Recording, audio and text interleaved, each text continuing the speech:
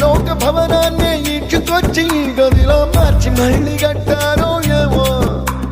మాయజాలము తెలుసు మంత్రకారడి తెలుసు రెంటి కన్న ఇది ఇంకోటేమో నీలాకాశం నేలాకొస్తే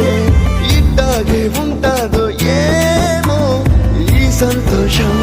దాచాలంటే హృదయాలు ఓ వంద కావాలేమో ఇంతందంగా ఉంటుందా ఈ లోకం